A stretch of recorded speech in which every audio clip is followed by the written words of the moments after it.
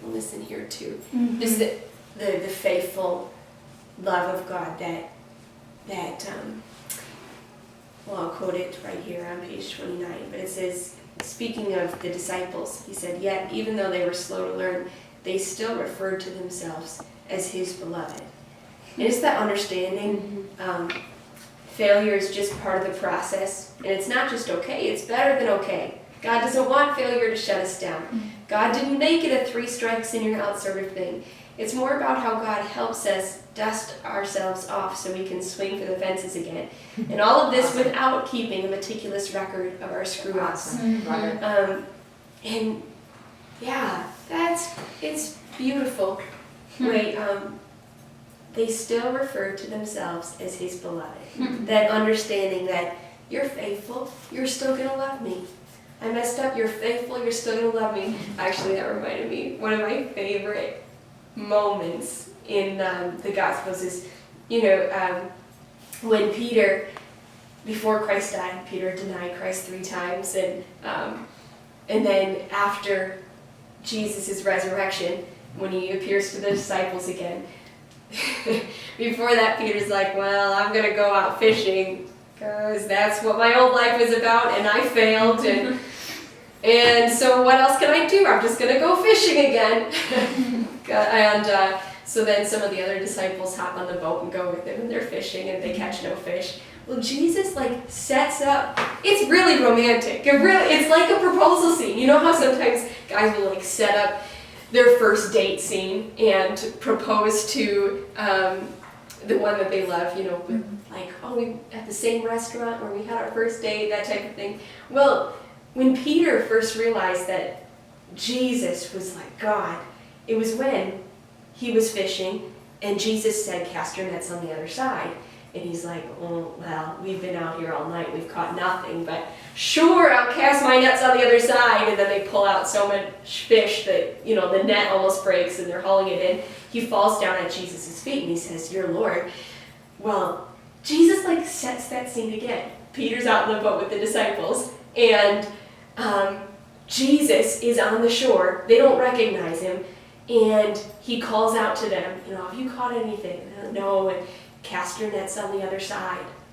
And they do, and they haul out so much fish. Peter realizes it's Jesus. And I love his reaction. I can just imagine, the emotion going through him, it's Jesus. And he's coming to me again. And he's just got so excited. He jumps out of the boat and swims the rest of the way to shore.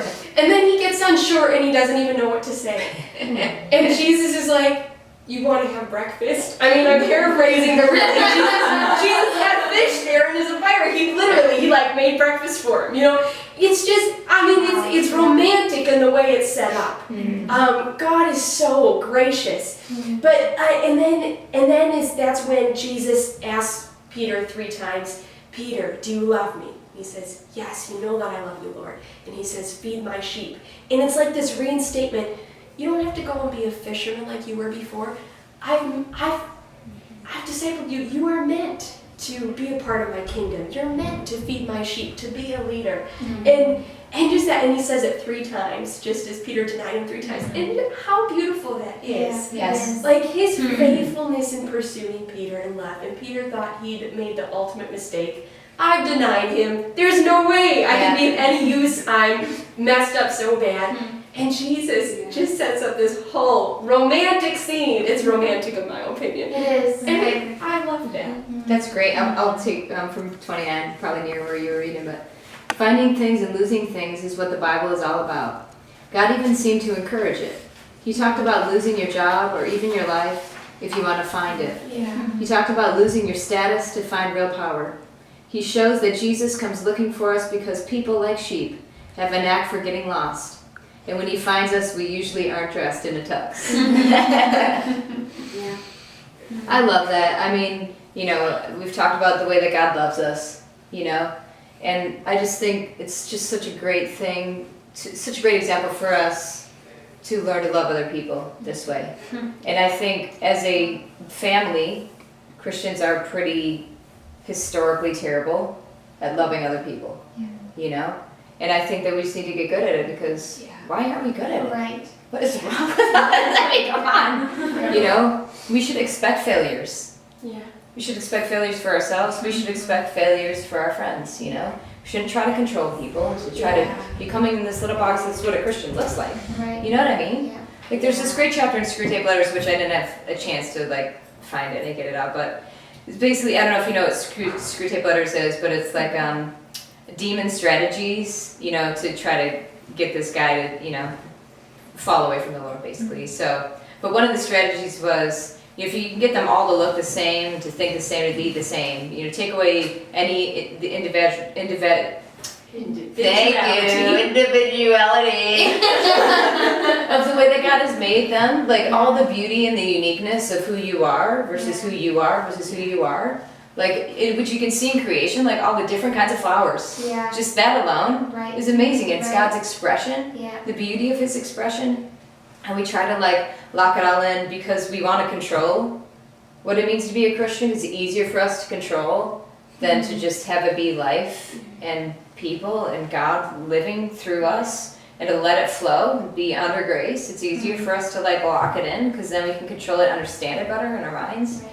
you know. And I think we just try to lock people into like, this is what a Christian looks like, this is what a Christian acts like, and this is the way it needs to be. And when it doesn't fit in this box, we're going to judge you and be mean to you and be terrible because we're Christians. Like, it doesn't even make any sense. No. Yeah. You know what I mean? Mm-hmm. God loves us when we're messy, Mm-hmm. and we should love each other in our mess, Yeah. you know? Yeah. Because God cleans us up. It's not like He's not satisfied with you being messy, Yeah. but He loves you, Yeah. you know? And in His love, He draws you closer to Himself, and it ends up kind of cleaning you up a little bit. You're like, you look back and you're like, oh, I'm different. Yeah. I got with someone a couple days ago that I just met her like 2 years ago, and she had just kind of come into the church, and she is so different now than she was 2 years ago. Like when I sit with her, I'm like, this is like a person who just hated anything conventional. You know, like I just was trying to help her out and encouraging her to get some form of a job. Yeah. You know, just any form of a job, because you actually need money to live. Like I understand in theory that you're a dreamer. I love that you're a dreamer to fruition. You have to eat, and you have to pay bills, like stuff like that. I'm not trying to put you in a box, I'm just trying to help you out, you know. And it was like a battle. And I'm sitting with this girl who can't even remember the way that she was 2 years ago, like so different, you know. And I'm like, you know that this is miraculous. Like what you're saying to me right now is the opposite, like the direct 180 from who you used to be. Right. Totally. And, you know, we were talking, she's like, maybe I'm just a really adaptable person. And so, like, I adapt to environments around me. I'm like, you are the opposite of an adaptable person. Like, you are so stubborn. You know what I mean? And you have philosophical reasons for your stubbornness. Right. You are not, this is the miracle of God changing a life. Mm-hmm. You know? And it's because 2 years ago, even when you didn't see where you were going with it, you were obedient. Mm-hmm. You know, sometimes we don't see where God's leading us, Yeah. but we just know we have to take a step of obedience. And then He brings vision and He brings other things. But sometimes all you see is a dark path in front of you that has a little bit of light on a little bit of a path with a step in front. And that is obedience. Mm-hmm. And she, like the miraculous change that I've seen in her life, it's so dramatic. And I think it's so dramatic because for her, like, this is lordship. You know? If I'm going to follow you, Lord, I'm all in. I'm trusting all in. I'm obedient all in. Even though everything in my flesh is like, what the crap is happening? Yeah. And I don't like how this feels. Yeah. But this is my only option. Because Yeah. this is lordship and I trust you. You know? That's amazing. It's amazing. God doesn't point out our messes to us. He doesn't look at a Gideon who's hiding in a wine press in a mountain laughing and say, you sissy, Yeah. get up and fight for me because I'll be strong for you. Yeah. That is perhaps the reality we would see, you know? But he says, mighty warrior. Gideon's like, you must have been talking to me. You know what I mean? That is not my reality of myself, nor anyone else's reality of me. I'm the smallest of the smallest of the small. And God doesn't, it's like, He doesn't even flinch. He's like, mighty warrior. It's like calling out, this is who you are. Mm-hmm. And this is what I see. Love it. This is who you are. And that's how God loves us. That's how we should aim to love other people is Yes.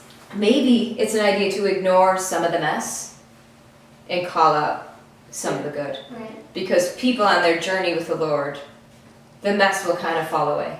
He takes care of it.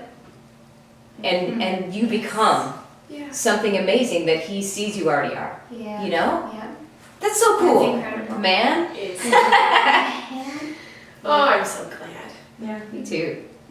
It reminds me again of the losing your life to find it. You know, Yes. it's actually this, when God calls us out, 'cause, it's not only when we're first like born again. You know, Yes. it's kind of like this process, but the reality is God called us out.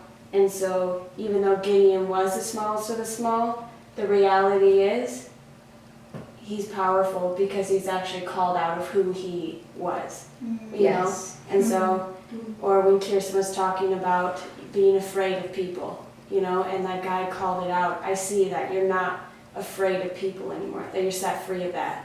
All of a sudden, it's the reality that God's called you out of that already, you know, so you Yes. just walk in the reality of what God's already done, you Yes. know? And it's like, it makes life so much better. Because it's like, if I live in the reality that I think I am, my life is not good. You know, it does just look like, hey, I'm just serving tables, you know, like giving people Right. food and stuff. But the reality is, it's obedience, you know, Yes. so it's like, it's the whole, Absolutely. I'm obedient to God, and that's what He's called me out to, and that's power, you know. And that's a successful life. Yeah. Yes. You know, Mhm. Yeah. that's awesome. Yeah. Mhm.